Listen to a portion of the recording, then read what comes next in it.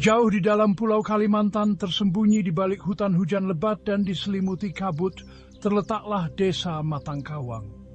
Tak tersentuh dunia modern, masyarakat terpencil di Kalimantan, Indonesia, ini hidup harmonis dengan alam.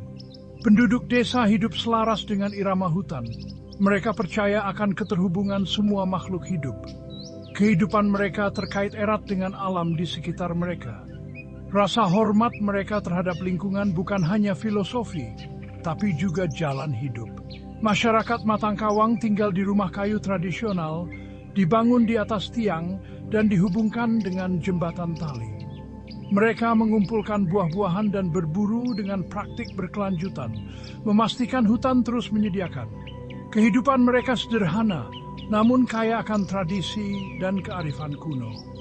Hubungan simbiosis dengan lingkungan ini memungkinkan mereka untuk berkembang selama berabad-abad. Rahasia mereka dilindungi oleh hutan lebat yang mengelilingi mereka. Di jantung keberadaan Matangkawang terdapat elemen mistis pohon kehidupan yang melegenda.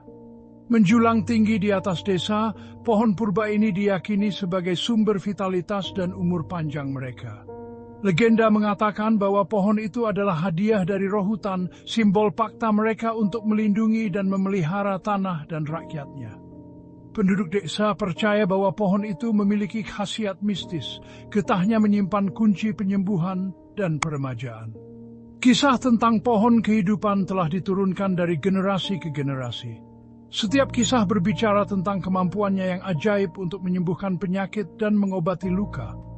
Getahnya, cairan bercahaya yang cerah, dikatakan mengandung esensi kehidupan. Itu adalah ramuan suci, dikumpulkan dengan hati-hati dan digunakan dalam ritual dan pengobatan kuno. Panen getah. Pohon kehidupan adalah ritual suci yang hanya dilakukan oleh tetua desa, anggota masyarakat yang paling bijaksana dan dihormati. Setahun sekali, di bawah sinar bulan purnama, sesepuh yang mengenakan pakaian tradisional mendekati pohon itu dengan penuh hormat. Doa hening dipanjatkan, permohonan kepada roh hutan untuk meminta izin dan rasa syukur atas kemurahan hati mereka. Dengan ketelitian, sesepuh membuat sayatan kecil di batang pohon, membiarkan getah mengalir ke wadah yang terbuat dari daun suci. Getah yang berkilauan di bawah sinar bulan dikumpulkan dengan sangat hati-hati. Tidak setetes pun yang terbuang. Cairan berharga ini diyakini memiliki energi penyembuhan yang kuat, mampu menyembuhkan penyakit dan meningkatkan vitalitas. Penduduk desa Matangkawang sangat protektif terhadap rumah dan rahasia mereka, terutama keberadaan pohon kehidupan. Selama beberapa generasi, mereka telah menjaga rumah mereka dari dunia luar.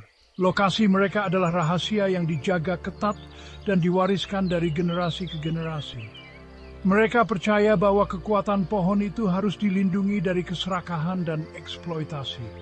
Membagikannya dengan dunia luar, mereka takut akan mengundang bencana. Sistem kepercayaan mereka berakar kuat pada rasa hormat terhadap alam dan keseimbangan yang mengatur semua makhluk hidup.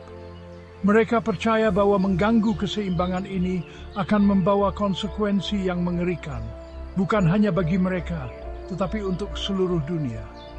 Isolasi mereka bukan hanya tentang pengasingan fisik, ini tentang pelestarian spiritual. Bagian 5, pencarian dimulai.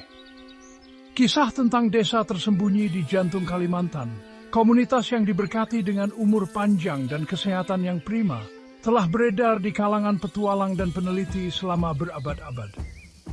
Bisikan-bisikan ini, yang sering dianggap hanya cerita rakyat, memicu ambisi banyak penjelajah, yang masing-masing ingin mengungkap kebenaran di balik legenda tersebut.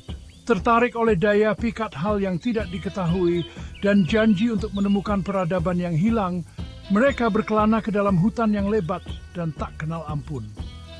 Terlepas dari tekad mereka, hutan hujan lebat menyimpan rahasianya dengan rapat. Para penjelajah yang tidak siap menghadapi kondisi yang keras dan cara licik hutan kembali dengan tangan kosong. Kegagalan mereka hanya memperkuat legenda Matangkawang, menyelubunginya dalam tabir misteri yang lebih dalam. Desa itu sulit berpaham dengan sandata tundians. Bagian 6 Perjalanan Laksmi. Laksmi, seorang antropolog muda dan bersemangat, menolak untuk percaya bahwa cerita tentang Matangkawang hanyalah cerita rakyat.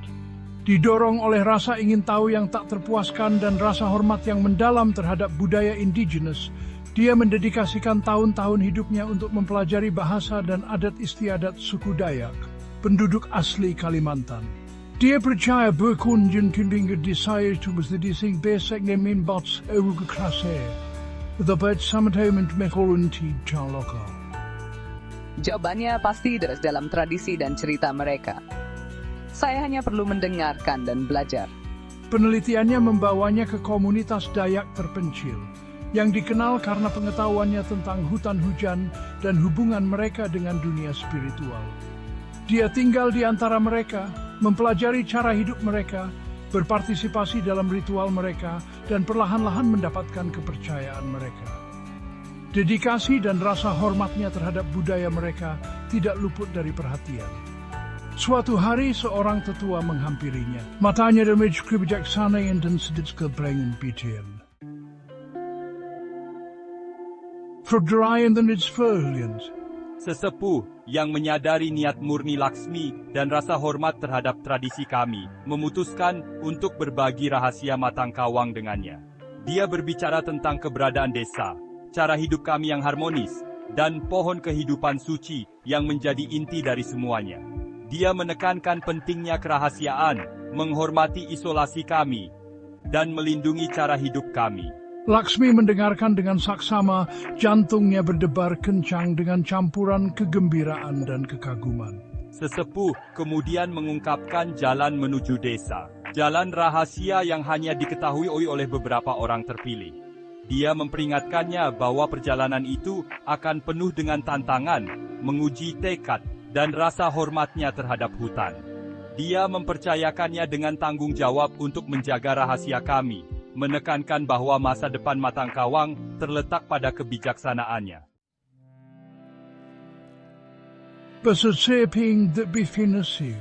Dipandu oleh instruksi sesepuh dan intuisi saya sendiri, saya menavigasi medan hutan hujan yang berbahaya namun menakjubkan. Hari demi hari, minggu demi minggu berlalu saat saya mengikuti jalan rahasia. Tekad saya didorong oleh prospek untuk menyaksikan desa legendaris secara langsung. Akhirnya, seolah-olah muncul dari mimpi, saya menemukan Matangkawang. Desa yang bermandikan cahaya lembut matahari terbenam itu, bahkan lebih ajaib dari yang saya bayangkan. Penduduk desa menyambutnya dengan tangan terbuka. Senyum mereka sehangat matahari tropis. Mereka berbagi cerita, tradisi, dan kearifan mereka. Saya menghabiskan waktu berminggu-minggu tenggelam dalam dunia mereka. Belajar tentang praktik berkelanjutan mereka, hubungan mendalam mereka dengan alam, dan rahasia pohon kehidupan. Saya menyaksikan ritual penyembuhan, penghormatan yang dengannya mereka memperlakukan pohon itu, dan rasa damai yang mendalam yang terpancar dari cara hidup mereka.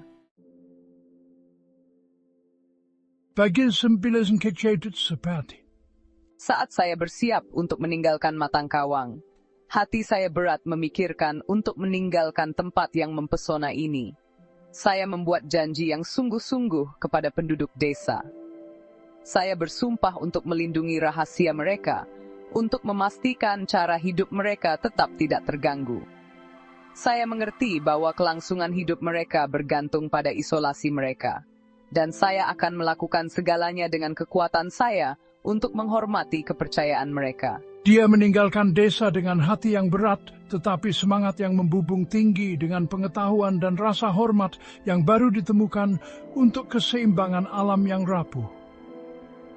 Saya tahu bahwa dunia belum siap untuk rahasia Matangkawang, bahwa keserakahan dan ambisi dunia luar hanya akan membawa kehancuran. Saya akan menepati janji saya, menjaga rahasia mereka, memastikan bahwa tempat perlindungan mereka tetap tak tersentuh.